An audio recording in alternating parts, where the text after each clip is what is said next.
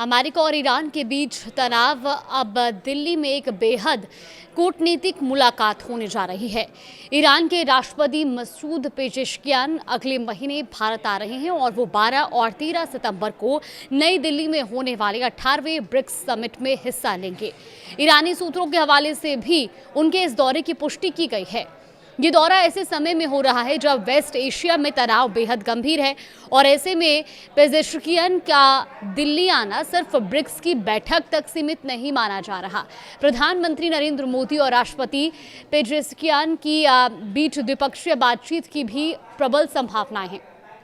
अब इस बातचीत में भारत ईरान संबंधों के साथ साथ क्षेत्रीय मुद्दों और वेस्ट एशिया के संकट पर भी चर्चा हो सकती है। तो सवाल है कि ईरान के राष्ट्रपति का ये दिल्ली दौरा भारत के लिए इतना महत्वपूर्ण क्यों है। देखिए, सबसे पहले बात करते हैं अमेरिका और ईरान के बीच जारी तनाव की। वेस्ट एशिया में हालात नाजुक है और ऐसे में भारत के लिए तेहरान के साथ सीधे संपर्क में रहना बेहद अहम है। भारत एक तरफ ईरान के साथ अपने पुराने रिश्तों को बनाए रखना चाहता है तो दूसरी तरफ अमेरिका और खाड़ी देशों के साथ भी अपने संबंध मजबूत रख रहा है। यही भारत की रणनीतिक ऑटोनॉमी की खासियत है। भारत किसी एक खेमे में पूरी तरह जाने के बजाय अलग अलग देशों के साथ अपने हितों के मुताबिक रिश्ते बनाए रखने की कोशिश करता है और अब ब्रिक्स भी इस रणनीति में एक अहम मंच बन चुका है। ईरान के ब्रिक्स में एंट्री के बाद भारत और ईरान को एक बहुपक्षीय मंच पर साथ काम करने का मौका मिला है। रूस और चीन के साथ ईरान का इस मंच पर होना भी ग्लोबल कूटनीति में नए समीकरण बना रहा है। ऐसे समय में दिल्ली में पेजेश्कियान और प्रधानमंत्री मोदी की मुलाकात सिर्फ दो देशों के रिश्तों के लिहाजे से नहीं बल्कि वेस्ट एशिया की बदलती राजनीति के लिहाजे से भी अहम हो सकती है। और अब बात उस मुद्दे की जो भारत के लिए सीधे रणनीतिक महत्व रखता है। देखिए, चाबहार पोर्ट की बात करते हैं। चाबहार ईरान के दक्षिण पूर्वी हिस्से में स्थित एक महत्वपूर्ण बंदरगाह है और भारत ने इसके विकास में बड़ी भूमिका भी निभाई है। भारत के लिए चाबहार इसलिए खास है क्योंकि इसके जरिए भारत को अफगानिस्तान और सेंट्रल एशिया तक पहुंचने का एक वैकल्पिक रास्ता मिलता है। यानी भारत को इन इलाकों तक व्यापार के लिए पाकिस्तान के रास्ते पर निर्भर नहीं रहना पड़ता। वहीं चाबहार को international north south transport corridor यानी कि INSTC से भी जोड़ा जा रहा है और ये करीब 7,200 किलोमीटर लंबा मल्टी मॉडल ट्रेड नेटवर्क है जिसका उद्देश्य भारत को ईरान के रास्ते रूस, सेंट्रल एशिया और आगे यूरोप से जोड़ना है। यानी चाबहार सिर्फ एक बंदरगाह नहीं है, ये भारत की कनेक्टिविटी, व्यापार और रणनीतिक पहुंच से जुड़ा एक बड़ा प्रोजेक्ट है। लेकिन यहाँ भारत के सामने एक चुनौती भी है, अमेरिकी प्रतिबंध। अमेरिका ने ईरान पर कड़े आर्थिक प्रतिबंध लगा रखे हैं। चाबहार को लेकर भारत को पहले अमेरिकी प्रतिबंधों से छूट मिली थी, लेकिन ये छूट 26 अप्रैल 2026 को खत्म हो गई। इसके बाद भारत ने साफ किया कि इस मुद्दे पर अमेरिका और ईरान दोनों के साथ बातचीत जारी है और वेस्ट एशिया में चल रहा संघर्ष इस मामले को और जटिल बना रहा है।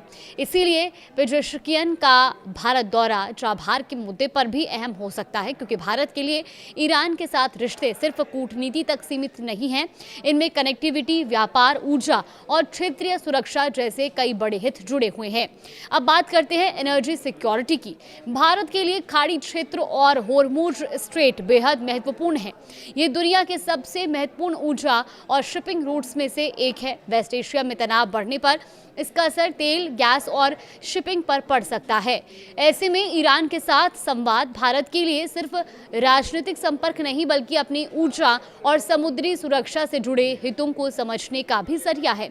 भारत और ईरान के बीच लंबे समय से आर्थिक संबंध भी रहे हैं।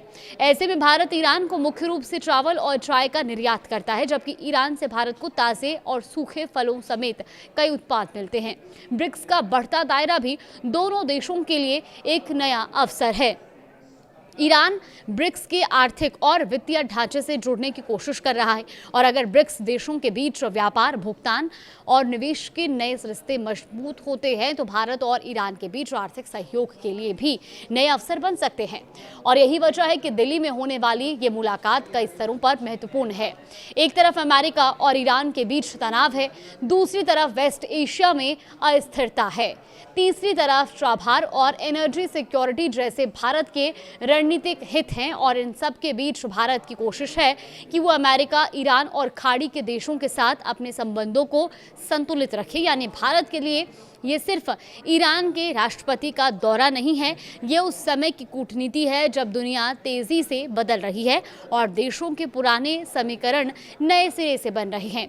दिल्ली में प्रधानमंत्री नरेंद्र मोदी और मसूद पेजेश्कियान की संभावित मुलाकात इसलिए भी अहम होगी क्योंकि दोनों नेता पहले भी ब्रिक्स के मंच पर मिल चुके हैं।